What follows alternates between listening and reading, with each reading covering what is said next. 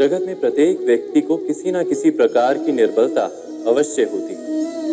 जैसे कोई बहुत तेजी से दौड़ नहीं पाता तो कोई अधिक भार नहीं उठा पाता, कोई असाध्य रोग से पीड़ित रहता है तो कोई पढ़े हुए पाठों को स्मरण में नहीं रख पाता। ऐसे अनेकों उदाहरण और भी हैं। क्या आप किसी ऐसे व्यक्ति को जानते हैं जिसे सब कुछ प्राप्त हो और हम जीवन की उस एक निर्बलता को जीवन का केंद्र मानकर जीते हैं? इस कारणवश हृदय में दुख और असंतोष रहता है सदा। निर्बलता मनुष्य को जन्म से अथवा संजोग से प्राप्त होती, किंतु उस निर्बलता को मनुष्य का मन अपनी मर्यादा बना लेता है। किंतु कुछ व्यक्ति ऐसे भी होते हैं जो अपने पुरुषार्थ और श्रम से उस निर्बलता को पराजित कर देते हैं। क्या भेद है उनमें और अन्य लोगों में?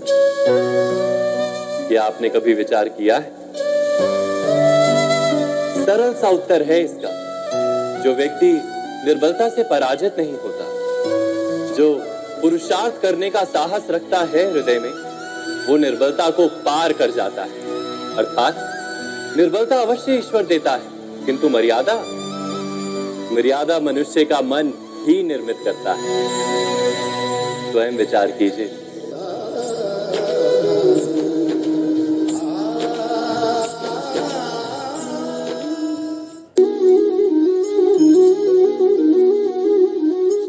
भविष्य का दूसरा नाम है संघर्ष। हृदय में आज इच्छा होती है और यदि पूर्ण नहीं हो पाती तो हृदय भविष्य की योजना बनाता है। भविष्य में इच्छा पूर्ण होगी ऐसी कल्पना करता रहता है, किंतु जीवन ना तो भविष्य में है ना अतीत में। जीवन तो इस क्षण का नाम, अर्थात इस क्षण का अनुभव ही जीवन का अनुभव। पर हम ये जानते हुए भी इतना सा सत्य समझ नहीं पाते। या तो हम बीते हुए समय के स्मरणों को घेर कर बैठे रहते, या फिर आने वाले समय के लिए हम योजनाएं बनाते रहते हैं और जीवन जीवन बीत जाता है। एक सत्य यदि हम हृदय में उतार लें कि ना हम भविष्य देख सकते हैं, ना ही भविष्य निर्मित कर सकते हैं, हम तो केवल धैर्य और साहस के साथ भविष्य को आलिंगन दे सकते हैं, स्वागत कर सकते हैं भविष्य का। तो क्या जीवन का हर पल जीवन से नहीं भर जाएगा? स्वयं विचार कीजिए।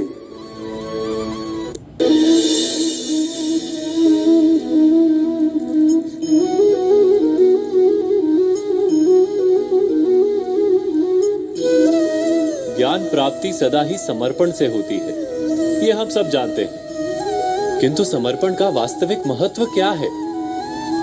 क्या हमने कभी विचार किया? मनुष्य का मन सदा ही ज्ञान प्राप्ति में विभिन्न बाधाओं को उत्पन्न करता है।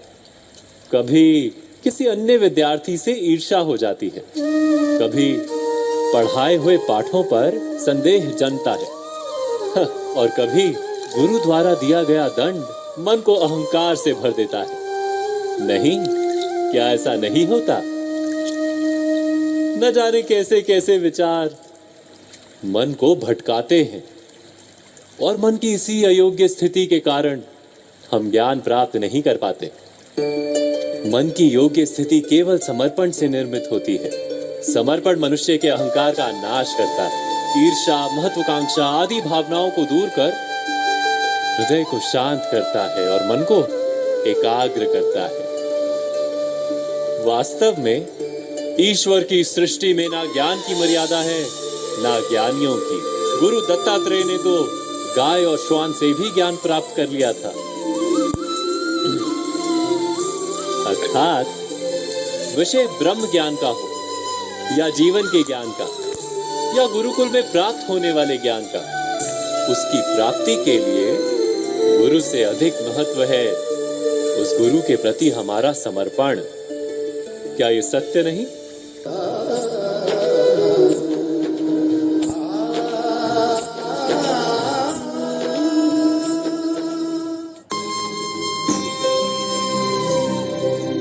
मनुष्य के जीवन में ऐसा क्षण अवश्य आता है जब सारे स्वप्न, सारी आशाएं, सारे दृश्य ध्वस्त हो जाते हैं। जीवन के सारे आयोजन ही बिखर जाते हैं। एक और धर्म होता है और दूसरी ओर सुख।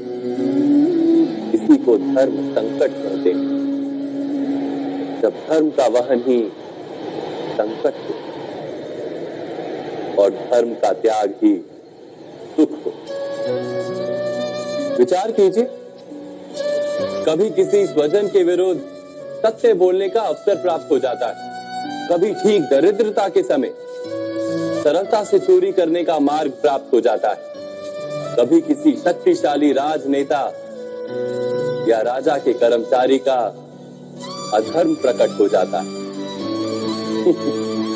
सबके जीवन में ऐसी घटना बनती ही रहती है। अधिकतर लोग ऐसे किसी क्षण को धर्म संकट के रूप में जान ही नहीं पाते।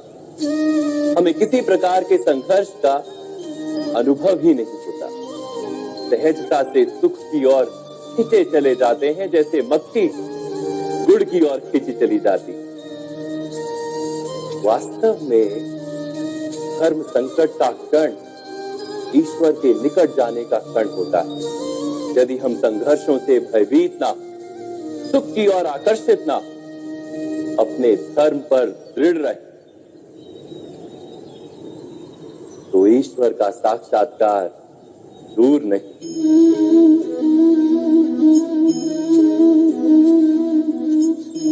पवन से युद्ध करने वाला पत्ता यदि पेड़ से गिरता है तो भी आकाश की ओर उठता है। पवन से झुकने वाली घास वही भूमि पर रह जाती। अर्थात धर्म संकट से यदि हम संकट को ही टाल दें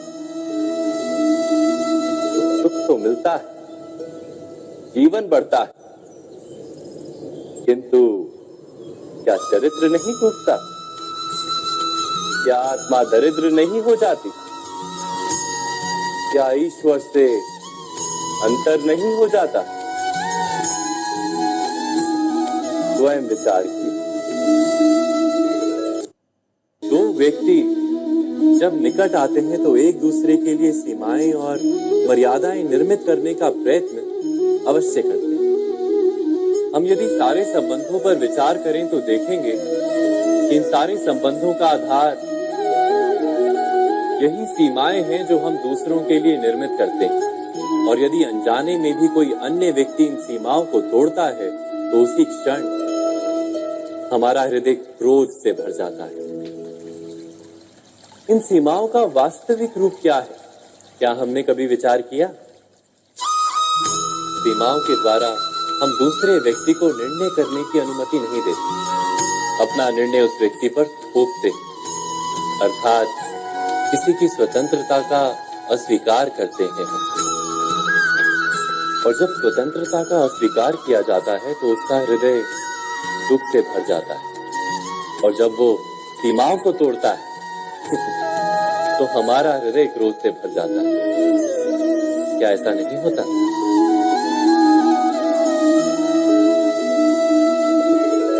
पर यदि एक दूसरे की स्वतंत्रता का सम्मान किया जाए तो किसी मर्यादाओं या सीमाओं की आवश्यकता ही नहीं होती। अर्थात जिस प्रकार स्वीकार किसी संबंध का देह है, क्या वैसे ही स्वतंत्रता किसी संबंध की आत्मा नहीं?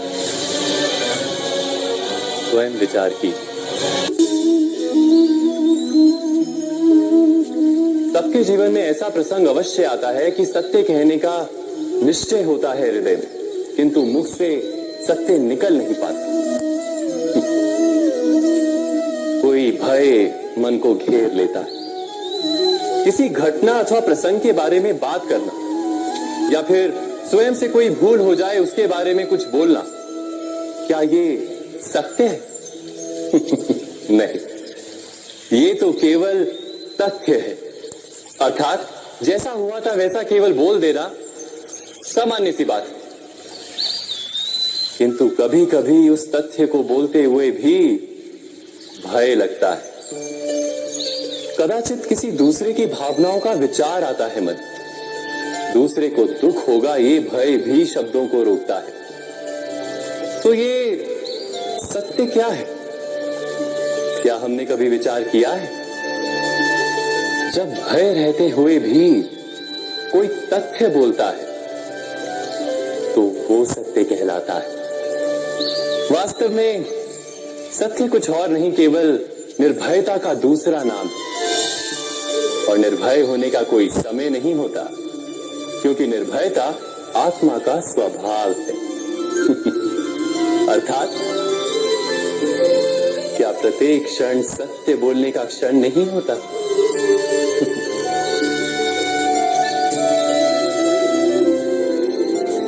स्वयं विचार कीजिए।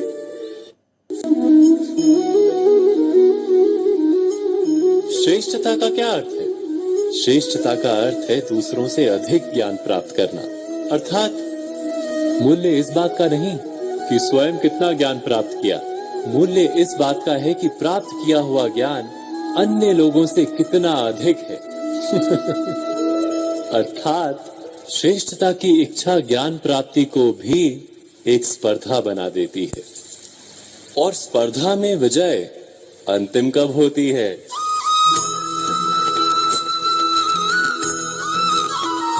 कुछ समय के लिए तो श्रेष्ठ बना जा सकता है, किंतु सदा के लिए कोई श्रेष्ठ नहीं रह पाता। फिर वही असंतोष, पीड़ा और संघर्ष जन्म लेता है। किंतु श्रेष्ठ बनने के बदले यदि उत्तम बनने का प्रयत्न करें तो क्या होगा? उत्तम का अर्थ है कि जितना प्राप्त करने योग्य है वो सब प्राप्त करना, किसी से अधिक पाने की इच्छा से नहीं, मात्र आत्मा की तृप्ति हेतु कुछ प्राप्त करना। उत्तम के मार्ग पर किसी अन्य से स्पर्धा नहीं होती, स्वयं अपने आप से स्पर्धा होती है। अर्थात उत्तम बनने का प्रयत्न करने वाले को देर अबेर सारा ज्ञान प्राप्त हो जाता है, बिना प्रयत्न के ही वो श्रेष्ठ बन जाता है।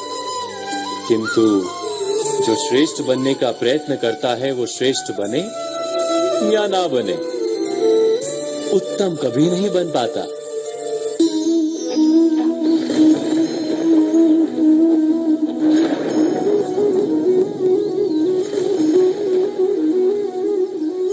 सपनों और पूर्वाभासों के आधार पर हम भविष्य के सुख दुख की कल्पना करते हैं। भविष्य के दुख का कारण दूर करने के लिए हम आज योजना बनाते हैं,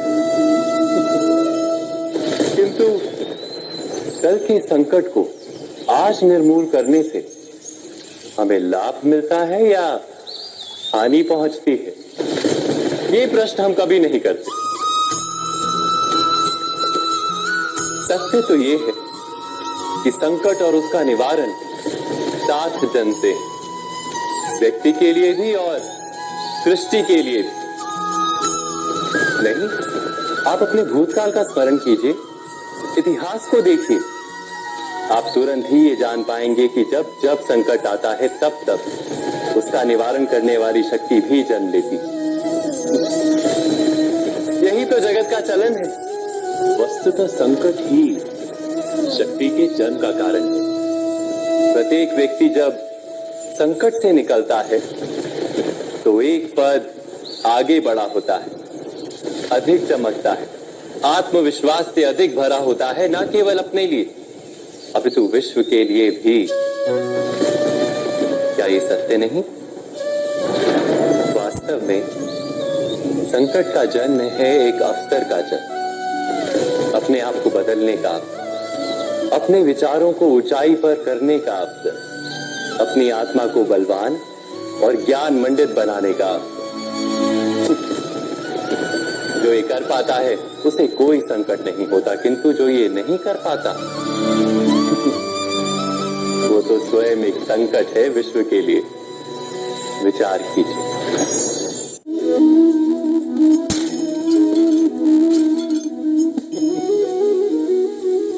कभी कभी कोई घटना मनुष्य के जीवन की सारी योजनाओं को तोड़ देती और मनुष्य उस आघात को अपने जीवन का केंद्र मान लेता।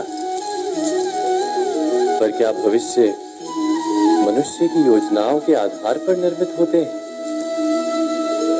नहीं। जिस प्रकार किसी ऊंचे पर्वत पर सर्वप्रथम चढ़ने वाला उस पर्वत की तलाई में बैठकर जो योजना बनाता है, क्या वही योजना उसे उस पर्वत की चोटी तक पहुंचाती है? नहीं। वास्तव में वो जैसे जैसे ऊपर चढ़ता है वैसे वैसे उसे नई नई चुनौतियां, नई नई विडंबनाएं, नए नए अवरोध मिलते हैं। प्रत्येक पद पर वो अपने अगले पद का निर्णय करता है। प्रत्येक पद पर उसे अपनी योजनाओं को बदलना पड़ता है। कहीं पुरानी योजना उसे खाई में ना ढकेल दे।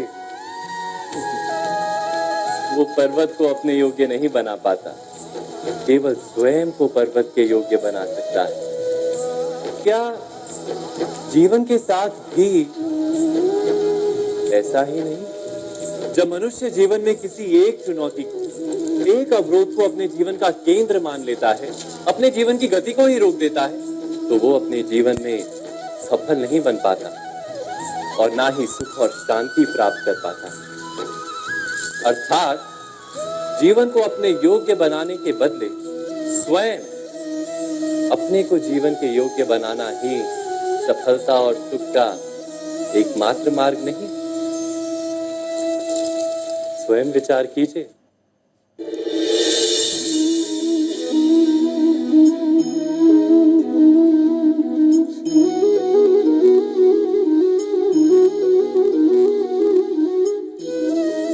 जीवन का हर क्षण निर्णय का क्षण होता है। प्रत्येक पद पर दूसरे पद के विषय में कोई निर्णय करना ही पड़ता है और निर्णय अपना प्रभाव छोड़ जाता है।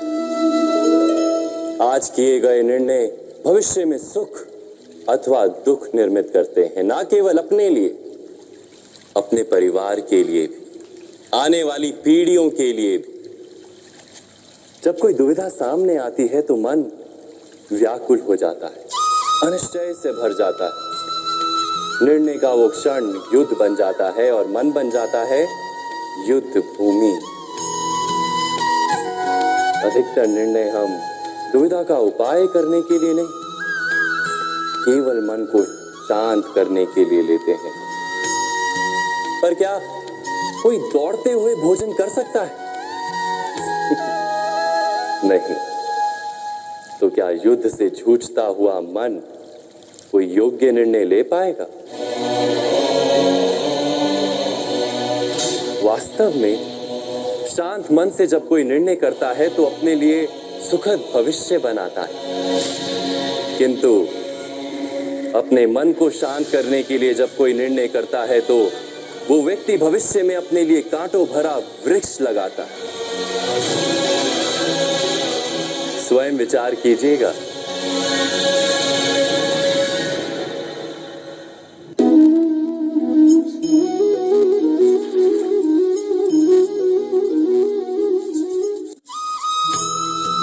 जीवन में आने वाले संघर्षों के लिए जब मनुष्य स्वयं को योग्य नहीं मानता, जब उसे अपने ही बल पर विश्वास नहीं रहता, तब वो सद्गुणों को त्याग कर दुर्गुणों को अपनाता है।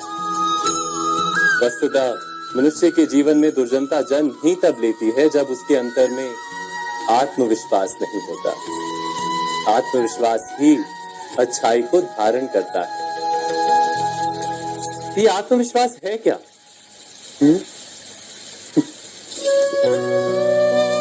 जब मनुष्य ये मानता है कि जीवन का संघर्ष उसे दुर्बल बनाता है, तो उसे अपने ऊपर विश्वास नहीं रहता। वो संघर्ष के पार जाने के बदले संघर्ष से छूटने के उपाय ढूंढने लगता है। किंतु जब वो ये समझता है कि ये संघर्ष उसे अधिक शक्तिशाली बनाते, ठीक जैसे व्यायाम करने से देह की शक्ति बढ़ती, तो प्रत्येक संघर्ष के साथ उसका उत्साह बढ़ता है। अर्थात आत्मविश्वास और कुछ भी नहीं, मन की स्थिति, जीवन को देखने का दृष्टिकोण मात्र है। और जीवन का दृष्टिकोण तो मनुष्य के अपने वश में होता है। स्वयं विचार कीजिए।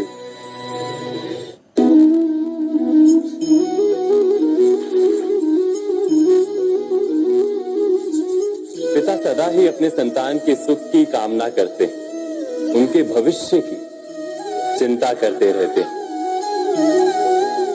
इसी कारणवश सदा ही अपने संतानों के भविष्य का मार्ग स्वयं निश्चित करने का प्रयत्न करते रहते हैं। जिस मार्ग पर पिता स्वयं चला है, जिस मार्ग के कंकर पत्थर को स्वयं देखा है, मार्ग की छाया, मार्ग की धूप को स्वयं जाना है, उसी मार्ग पर उसका पुत्र भी चले, यही इच्छा रहती है हर पिता की। निस्संदेह उत्तम भावना है ये, किंतु 3 प्रश्नों के ऊपर विचार करना हम भूल ही जाते हैं। कौन से प्रश्न? प्रथम प्रश्न, क्या समय के साथ प्रत्येक मार्ग बदल नहीं जाते? क्या समय सदा ही नई चुनौतियों को लेकर नहीं आता? तो फिर बीते हुए समय के अनुभव नई पीढ़ी को किस प्रकार लाभ दे सकते हैं? दूसरा प्रश्न, क्या प्रत्येक संतान अपने माता पिता की छवि होता है? हाँ, संतानों को संस्कार तो अवश्य माता पिता देते हैं, किंतु भीतर की क्षमता तो ईश्वर देते हैं। तो जिस मार्ग पर पिता को सफलता मिली है, विश्वास है कि उसी मार्ग पर उसकी संतानों को भी सफलता और सुख प्राप्त होगा। तीसरा प्रश्न, क्या जीवन के संघर्ष और चुनौतियां लाभकारी नहीं होती? क्या प्रत्येक नया प्रश्न एक नए उत्तर का द्वार नहीं खोलता? तो फिर संतानों को नए नए प्रश्नों, संघर्षों और चुनौतियों से दूर रखना, ये उनके लिए लाभ करना कहलाएगा या हानि पहुंचाना? अर्थात जिस प्रकार संतान के भविष्य का निर्माण करने के बदले उसके चरित्र का निर्माण करना श्रेष्ठ है, वैसे ही संतानों के जीवन का मार्ग निश्चित करने के बदले उन्हें नए संघर्षों के साथ जूझने के लिए मनोबल व ज्ञान देना अधिक लाभदायक नहीं होगा? स्वयं विचार कीजिए।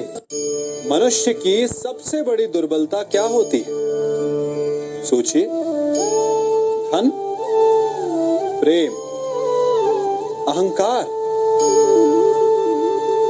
मनुष्य की सबसे बड़ी दुर्बलता होती है उसके रहस्य। चाहे आप कितने भी शक्तिशाली क्यों ना हो, कितने भी प्रबल क्यों ना हो, परंतु उसके रहस्य उसके नाश की चाबी होती है। इसलिए यदि प्रबल रहना है, शक्तिशाली रहना है, समर्थ रहना है, तो अपने रहस्य को किसी को भी ना बताएं, ना मित्र को और ना ही शत्रु को, क्योंकि समय पड़ने पर कब कौन शत्रु हो जाए ऐसा कहना संभव नहीं। विभीषण को रावण के अमृत कुंड का ज्ञात था, इसीलिए प्रभु श्री राम रावण का वध करने में सफल हो सके। इसलिए उचित यही है कि आप अपने रहस्य को स्वयं तक ही सीमित रखें। मनुष्य जीवन की परीक्षा में सफल होने के लिए क्या नहीं करता? वो परिश्रम करता है, दौड़ भाग करता है, और ये सब करने के पश्चात भी जब उसका काम नहीं बनता तो वो नकल करता है ना? तनिक लौटिए अपने बचपन में, स्मरण कीजिए अपने बचपन की स्मृतियों का। क्या स्मरण हुआ? विद्यालय में जब आप परीक्षा देने जाते थे तो क्या होता था? आप ना सही, परंतु कोई ना कोई सफलता पाने के लिए नकल करता ही था और उत्तीर्ण भी हो जाता था, है ना? परंतु जीवन की परीक्षा ऐसी नहीं होती। नकल करने वाला सफल नहीं होता। कारण विद्यालय में सबके प्रश्न पत्र एक होते थे, परंतु जीवन के प्रश्न पत्र और उनकी कठिनाई सबके लिए भिन्न होती, तो निश्चित रूप से उनके उत्तर भी भिन्न होंगे ना। इसलिए यदि आपको जीवन में सफलता पानी है तो नकल ना कीजिए, स्वयं के प्रश्नों का उत्तर स्वयं ढूंढिए और सफलता आपकी ही होगी। मनुष्य का जीवन हार और जीत, विजय और पराजय, सफलता और असफलता के मध्य झूलता रहता है। आपके साथ भी ऐसा होता होगा, है ना? जब आप सफल होते हैं, किसी चुनौती पर विजय पाते हैं, तो मन प्रसन्नता से आनंद के उपवन में झूमने लगता है।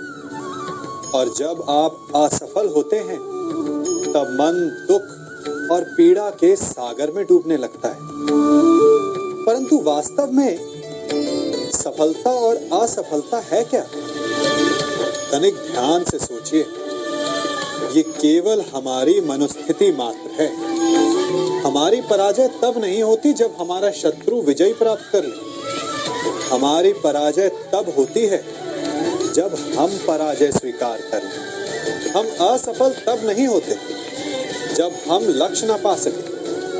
हम असफल तब होते हैं जब हम प्रयास करना बंद कर दें। इसलिए प्रयास करते रहें और हार ना माने, क्योंकि जिस दिन आप हार स्वीकारना बंद कर देंगे, जीत आपके चरणों में होगी।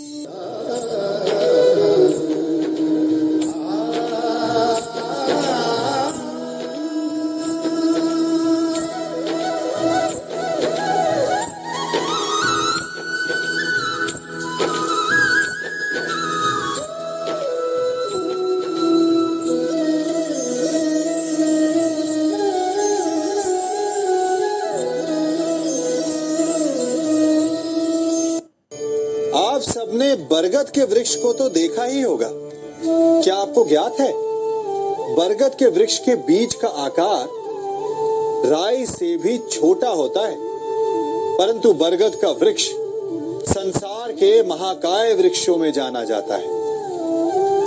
जब उसका जन्म होता है, तब उसमें वो जटाएं, वो शाखाएं नहीं होती, परंतु जैसे जैसे उसका विस्तार होता है, जैसे जैसे वो अधिक शाखाओं का भार उठाता है, अधिक पत्तियों का सृजन करता है, वैसे वैसे उसकी शाखाएं जटाएं बनकर जड़ तक पहुंचती है और इस वृक्ष को सहारा देती है। ये जीवन का बहुत महत्वपूर्ण पथ है। बिना लोभ लालच शुभ कार्य करें, अन्य लोगों की सहायता करें।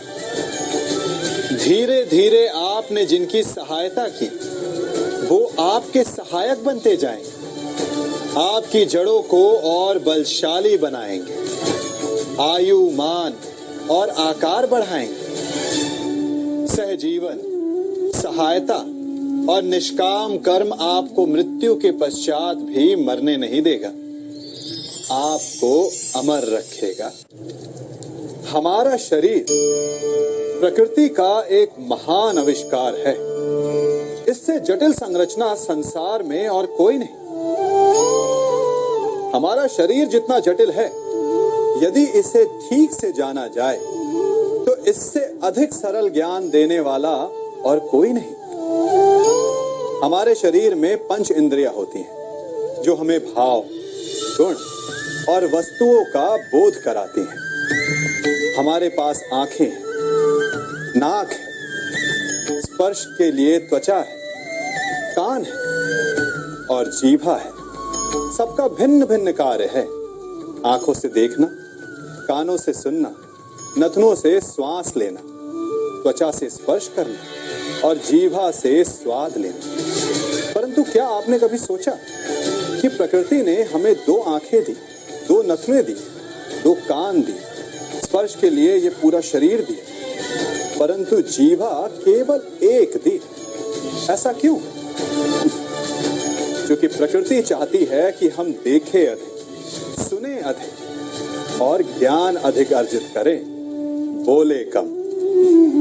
क्योंकि अधिक वाचाल नाश को निमंत्रण देता है। स्मरण रखिएगा।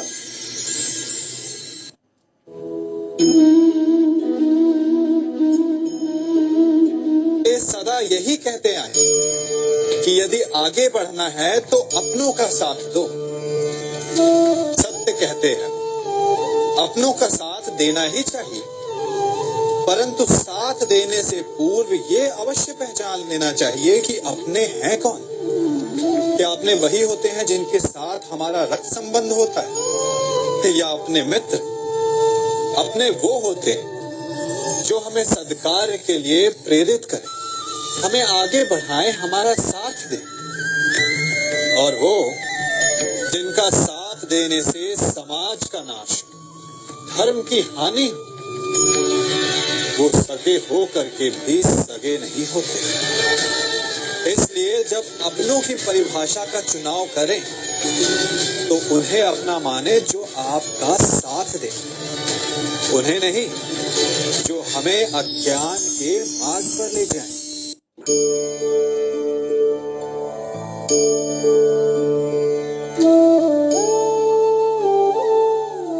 आप जिनसे प्रेम करते हैं सदा उनके समीप रहना चाहते हैं, नहीं चाहते कि कभी अपनों से दूर होना पड़े, बिछड़ना पड़े।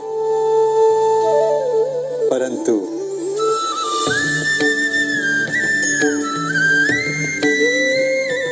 एक समय के पश्चात अपनों से दूर हो जाना उन्नति के लिए आवश्यक है। आप माता पिता हैं ना? यदि आप अपनी संतान के जीवन के हर पग पर उनका मार्गदर्शन करते रहेंगे तो आपकी संतान स्वयं मार्ग चुनना कैसे सीखेगी?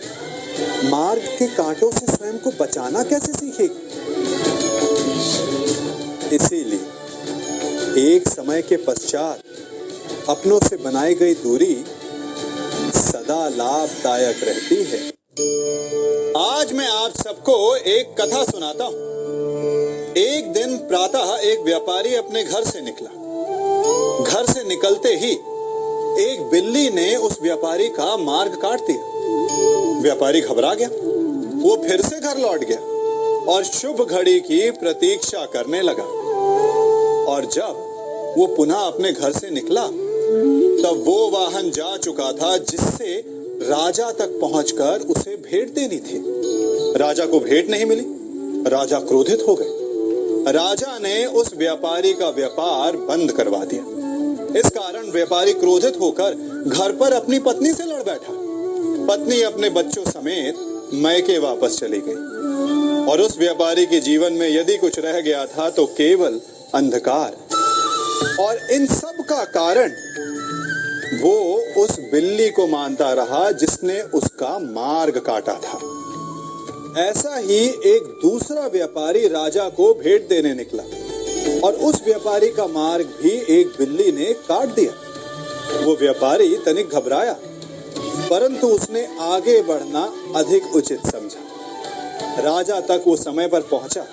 उसने राजा को भेंट दी। राजा प्रसन्न हुए और राजा ने व्यापारी को अपना व्यापार बढ़ाने की अनुमति दी, स्वर्ण आभूषण दी। जब व्यापारी घर पर पहुंचा तो पत्नी को आभूषण और अपने बच्चों को देने के लिए वस्त्र थे उसके पास। हर ओर प्रसन्नता थी। समझ रहे हैं ना? दोनों के साथ एक ही प्रकार की घटना हुई, परंतु दोनों की प्रतिक्रिया भिन्न थी। ऐसा ही हमारा जीवन भी है। हमारे जीवन में प्रारब्ध का अपना स्थान है, परंतु उससे कई अधिक महत्वपूर्ण हमारी प्रतिक्रिया, हमारे सोच का प्रभाव है, क्योंकि यही हमारे जीवन को आकार देते हैं। इसलिए अपनी सोच को सकारात्मक रखिए। आपका जीवन सदैव आनंदमय।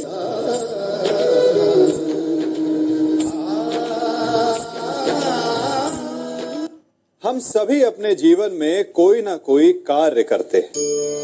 कार्य करते हैं तो थकान की अनुभूति होती है और यदि थकान ना उतरे तो कार्य करने का मन नहीं करता। हम आशा करते हैं कि कदाचित एक दिन में 24 के स्थान पर 26 घंटे होते तो आराम करने के लिए हमें और अधिक समय मिल जाता। हमें ऐसा अनुभव होता है कि हम बहुत अधिक कार्य कर रहे हैं, है ना? परंतु क्या आपने कभी सोचा है कि जो लोग संसार में सफल हैं, उनके पास भी सफल होने के लिए दिन में केवल 24 घंटे थे। तो फिर वो सफल क्यों है? इसका एक छोटा सा रहस्य है। वो कार्य चुनते हैं जो उन्हें प्रिय है, जिसे करने में उन्हें आनंद आता है। उन्हें लगता ही नहीं कि वो कार्य कर रहे हैं, उन्हें लगता है कि वो प्रतिपल आनंद मना रहे हैं। और जब आप आनंद मनाते हैं तो थकान कैसी? इसलिए यदि आप जीवन में कोई भी कार्य करें तो वो आपके मन को भाना चाहिए, या जो कार्य आप कर रहे हैं उसे अपने मन को भा देने दो। सफलता आपको मिलेगी। कभी सोचा है हमारा जीवन भी उस रेत की घड़ी की भांति है? जो रेत नीचे गिर चुकी है वो हमारा अतीत है, जो अब भी ऊपर है वो हमारा आने वाला भविष्य है, और वर्तमान ये संकुचित स्थल है जहां से धीरे धीरे करके रेत गिर रही है। अर्थात हमारे पास जीने के लिए यही एक क्षण है। उसका उपयोग कैसे करना है ये हम पर निर्भर करता है। जो बीत गया उसका दुख मनाना है, या जो भविष्य में होने वाला है उसकी प्रतीक्षा में क्रोध करना है। सब कुछ करने के लिए यही एक क्षण है। प्रसन्न रहना है तो उसके लिए भी यही एक पल है। प्रतीक्षा करते रहोगे तो ये पल भी भूतकाल में बदल जाएगा। इसलिए आनंद के लिए, परोपकार के लिए प्रतीक्षा ना कीजिए। आपके पास जो पल है उनका भरपूर सदुपयोग कीजिए, क्योंकि इस घड़ी को पलटकर आप फिर से समय अवश्य गिन सकते हैं, परंतु अपना बीता हुआ समय आप वापस नहीं लौटा पाएंगे।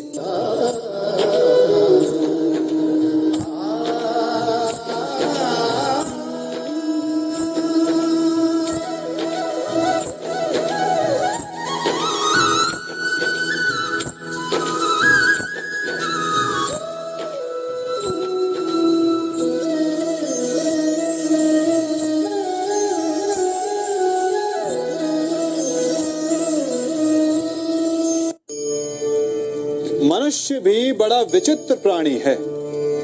अपनों से नीचे के स्तर के लोगों को वो हे दृष्टि से देखता है, उनका उपहास उड़ाता है, उनसे बार बार कहता है कि तुम्हारा कुछ नहीं हो सकता, तुम भविष्य में कुछ नहीं कर पाओगे। जब मनुष्य के पास धन, संपत्ति, मान होता है तो वो दूसरों का आदर नहीं करता, परंतु वो एक बात भूल जाता है कि उससे भी अधिक शक्तिशाली कोई अस्तित्व में है, और वो है समय। काल काल अपना चक्र कब बदलेगा ये कोई नहीं जानता। समय अपनी करवट कब लेगा ये कोई नहीं जानता।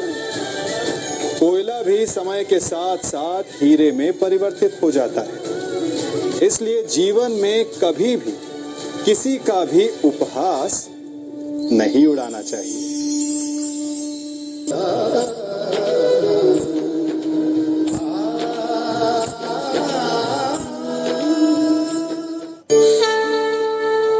गर्व,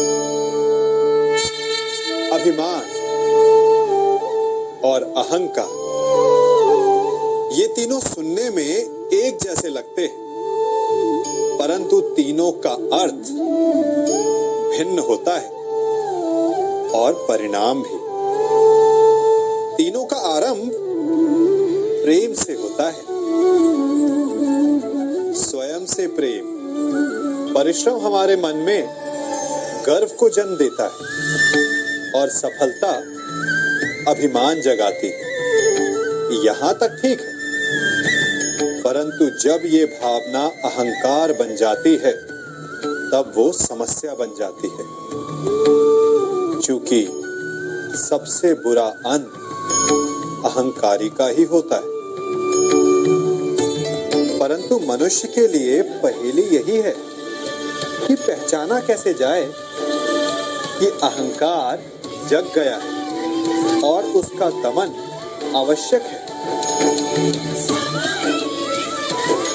इसका उत्तर मैं नहीं, आपका मन देगा।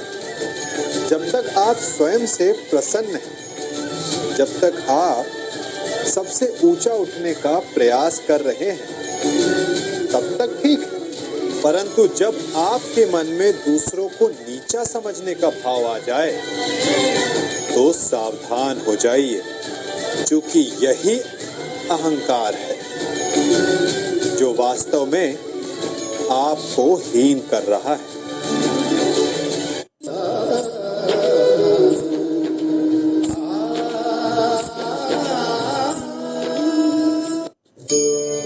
आज मैं आप सबको एक कहानी सुनाता हूं। एक दिन गोकुल में दो व्यापारी आए। एक व्यापारी शहद का था, बड़ा मीठा शहद था उसका, परंतु वो गोकुल में टिक नहीं पाया। उसके व्यापार ने घाटा खाया और शीघ्र ही वो गोकुल छोड़कर चला गया। और दूसरा व्यापारी मिर्च का था। पहले दिन वो एक पोटली लाया और दूसरे ही दिन वो पूरी बैलगाड़ी भर कर लाया। और धीरे धीरे पूरी मथुरा में उसकी धाक जम गई। मुझे बड़ा आश्चर्य हुआ, तो मैंने बाबा से पूछा कि ऐसा क्यों कि एक मीठे शहद का व्यापारी कंगाल हो गया और एक मिर्च का व्यापारी धीरे धीरे नगर सेठ बन गया। बाबा मुस्कुराए और उन्होंने कहा कि मीठी बोली बोलने वाले की तीखी मिर्च भी बिक जाती है, और जो कड़वी बोली बोलता है उसका मीठा शहद भी नहीं बिकता। वाह, कितने उत्तम विचार हैं उनके। और उचित ही है। मनुष्य अपने जीवन में सदैव अपने वचनों से उठता है और अपने वचनों से ही गिरता है। इसलिए अपने जीवन में सदैव मीठी बोली बोलने का प्रयास कीजिए, आपका जीवन सरल हो जाएगा। मनुष्य की सबसे बड़ी दुर्बलता क्या होती है? सोचिए। धन, प्रेम, अहंकार। मनुष्य की सबसे बड़ी दुर्बलता होती है उसके रहस्य। चाहे आप कितने भी शक्तिशाली क्यों ना हो, कितने भी प्रबल क्यों ना हो, परंतु उसके रहस्य उसके नाश की चाबी होती है। इसलिए यदि प्रबल रहना है, शक्तिशाली रहना है, समर्थ रहना है, तो अपने रहस्य को किसी को भी ना बताएं, ना मित्र को और ना ही शत्रु को, क्योंकि समय पड़ने पर कब कौन शत्रु हो जाए ऐसा कहना संभव नहीं। विभीषण को रावण के अमृत कुंड का ज्ञात था, इसीलिए प्रभु श्री राम रावण का वध करने में सफल हो सके। इसलिए उचित यही है कि आप अपने रहस्य को स्वयं तक ही सीमित रखें।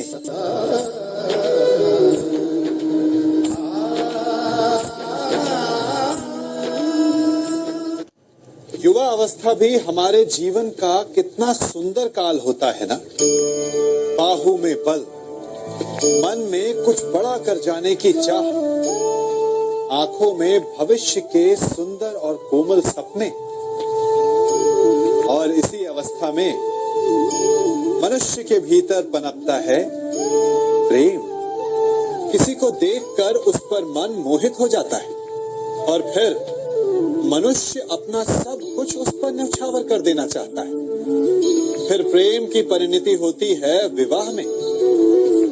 क्यों? सबको अपने खट्टे मीठे संस्मरण स्मरण हुआ है ना। परंतु यहीं से अधिकतर माता पिता और संतान के मध्य विचारों का विरोध प्रारंभ हो जाता है। संतान को लगता है कि उसका चुना जीवन साथी ही उसके लिए उपयुक्त है, और माता पिता को लगता है कि संतान अनजाने में भूल कर रही है। संतान का तर्क होता है कि उसे विवाह किससे करना है, ये उसका अधिकार है। और माता पिता का तर्क ये होता है कि अब भी जीवन साथी चुनने की समझ संतान में है ही नहीं। तो इस अवरोध को काटा कैसे जाए, उचित निर्णय कैसे लिया जाए? इसका एक ही मार्ग है, अपने उत्तरदायित्व का भान और अपनों से बड़ों के मापदंडों का भान। विवाह करने से पूर्व ये जान लेना आवश्यक है कि विवाह केवल अपने प्रेम को पाने का मार्ग नहीं है, अपितु विवाह से जीवन का एक नया द्वार भी खुलता है और हर नए जीवन के साथ नए उत्तरदायित्व भी होते हैं। और यदि इन उत्तरदायित्वों को समझकर निर्णय लिया जाए तो विश्वास कीजिए, आपका दाम्पत्य जीवन आनंद से भरा रहेगा और आपको कभी ये पछतावा नहीं होगा कि आपने कोई अनुचित निर्णय लिया।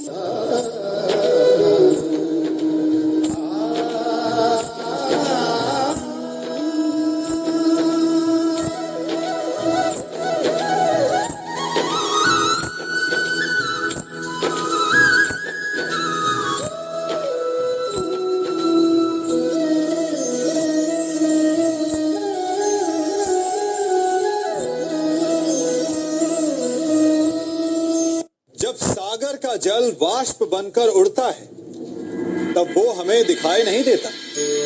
मेघ उस जल को अपने भीतर छिपा लेते हैं, लंबी यात्रा करते हैं, प्रयास करते हैं कि वो जल सदा उनके भीतर छिपा रहे। परंतु जब वायु का वेग उन्हें उड़ाकर किसी पर्वत से ले जाकर के टकरा देता है तब उन मेघों को बरसना ही पड़ता है, क्योंकि यही नियति है, यही प्रकृति है। क्योंकि जल को सागर में जाकर मिलना ही है। ठीक ऐसा ही हमारे साथ भी होता है। हम सत्य अपने मन के मेघों में चाहे जितना छिपाने का प्रयास कर लें, परंतु समय की आंधी उसे वास्तविकता के पर्वत से ले जाकर के टकराकर हमारे समक्ष ले ही आती है। जिस भय के कारण आप सत्य को सामने नहीं लेकर आना चाहते, एक दिन वही भय हमारे समक्ष आकर खड़ा हो जाता है और फिर हम लाचार हो जाते हैं, क्योंकि हमने उस भय का सामना करने की तैयारी नहीं की होती। इसलिए सत्य से भागे नहीं, उसे छिपाए भी नहीं, उसे स्वीकार करें। भविष्य की बड़ी विपत्ति से बच जाएंगे।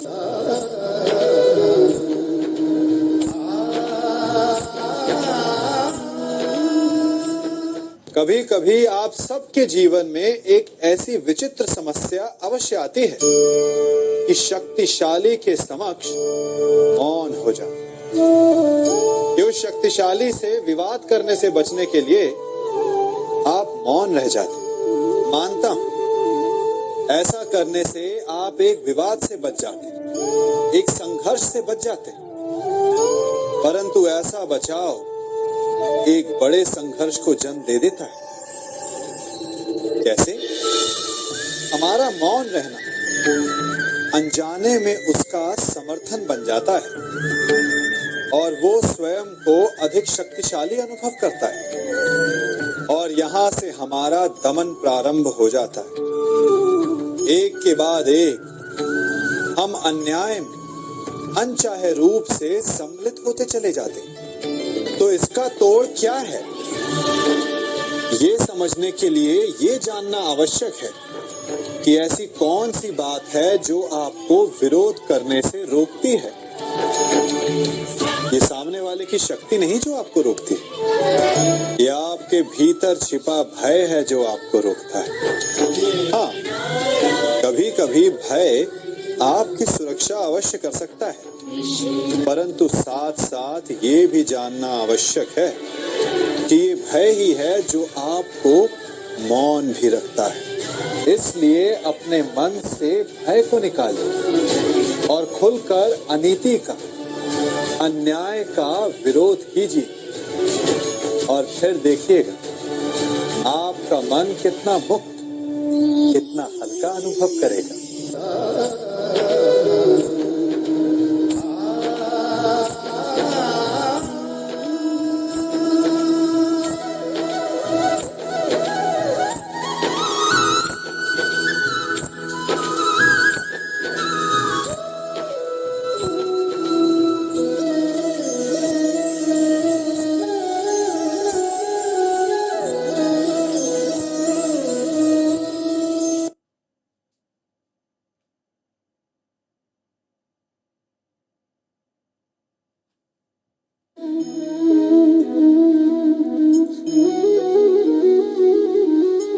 जगत में प्रत्येक व्यक्ति को किसी ना किसी प्रकार की निर्बलता अवश्य होती है। जैसे कोई बहुत तेजी से दौड़ नहीं पाता तो कोई अधिक भार नहीं उठा पाता, कोई असाध्य रोग से पीड़ित रहता है तो कोई पढ़े हुए पाठों को स्मरण में नहीं रख पाता। ऐसे अनेकों उदाहरण और भी हैं। क्या आप किसी ऐसे व्यक्ति को जानते हैं जिसे सब कुछ प्राप्त हो और हम जीवन की उस एक निर्बलता को जीवन का केंद्र मानकर जीते हैं? इस कारणवश हृदय में दुख और असंतोष रहता है सदा। निर्बलता मनुष्य को जन्म से अथवा संजोग से प्राप्त होती है, किंतु उस निर्बलता को मनुष्य का मन अपनी मर्यादा बना लेता है। किंतु कुछ व्यक्ति ऐसे भी होते हैं जो अपने पुरुषार्थ और श्रम से उस निर्बलता को पराजित कर देते हैं। क्या भेद है उनमें और अन्य लोगों में? क्या आपने कभी विचार किया है? सरल सा उत्तर है इसका। जो व्यक्ति निर्बलता से पराजित नहीं होता, जो पुरुषार्थ करने का साहस रखता है हृदय में, वो निर्बलता को पार कर जाता है। अर्थात निर्बलता अवश्य ईश्वर देता है, किंतु मर्यादा मनुष्य का मन ही निर्मित करता है। स्वयं विचार कीजिए।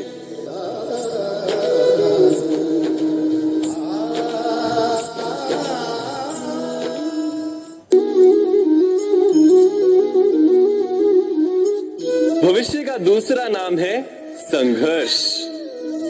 हृदय में आज इच्छा होती है और यदि पूर्ण नहीं हो पाती तो हृदय भविष्य की योजना बनाता है। भविष्य में इच्छा पूर्ण होगी ऐसी कल्पना करता रहता है, किंतु जीवन ना तो भविष्य में है ना अतीत में। जीवन तो इस क्षण का नाम, अर्थात इस क्षण का अनुभव ही जीवन का अनुभव। पर हम ये जानते हुए भी इतना सा सत्य समझ नहीं पाते। या तो हम बीते हुए समय के स्मरणों को घेर कर बैठे रहते, या फिर आने वाले समय के लिए हम योजनाएं बनाते रहते हैं और जीवन जीवन बीत जाता है।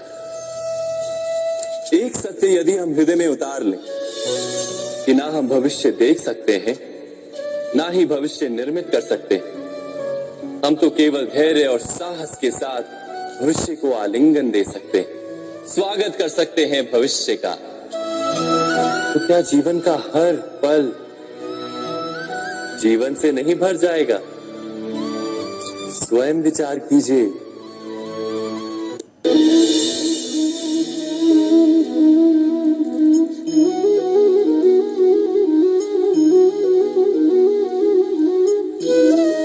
ज्ञान प्राप्ति सदा ही समर्पण से होती है, ये हम सब जानते हैं। किंतु समर्पण का वास्तविक महत्व क्या है?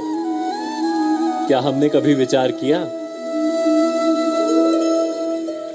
मनुष्य का मन सदा ही ज्ञान प्राप्ति में विभिन्न बाधाओं को उत्पन्न करता है। कभी किसी अन्य विद्यार्थी से ईर्ष्या हो जाती है, कभी पढ़ाए हुए पाठों पर संदेह जन्मता है, और कभी गुरु द्वारा दिया गया दंड मन को अहंकार से भर देता है। नहीं, क्या ऐसा नहीं होता? न जाने कैसे कैसे विचार मन को भटकाते हैं, और मन की इसी अयोग्य स्थिति के कारण हम ज्ञान प्राप्त नहीं कर पाते। मन की योग्य स्थिति केवल समर्पण से निर्मित होती है, समर्पण मनुष्य के अहंकार का नाश करता है, ईर्ष्या, महत्वाकांक्षा आदि भावनाओं को दूर कर हृदय को शांत करता है और मन को एकाग्र करता है। वास्तव में ईश्वर की सृष्टि में ना ज्ञान की मर्यादा है ना ज्ञानियों की। गुरु दत्तात्रेय ने तो गाय और श्वान से भी ज्ञान प्राप्त कर लिया था। अर्थात विषय ब्रह्म ज्ञान का हो या जीवन के ज्ञान का या गुरुकुल में प्राप्त होने वाले ज्ञान का, उसकी प्राप्ति के लिए गुरु से अधिक महत्व है उस गुरु के प्रति हमारा समर्पण। क्या ये सत्य नहीं?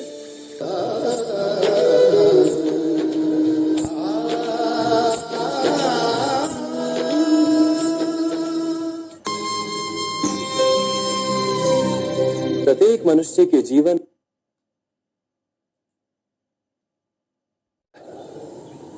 जब सारी स्वप्न, सारी आशाएं, सारे दृश्य ध्वस्त हो जाते हैं, जीवन के सारे आयोजन ही बिखर जाते हैं,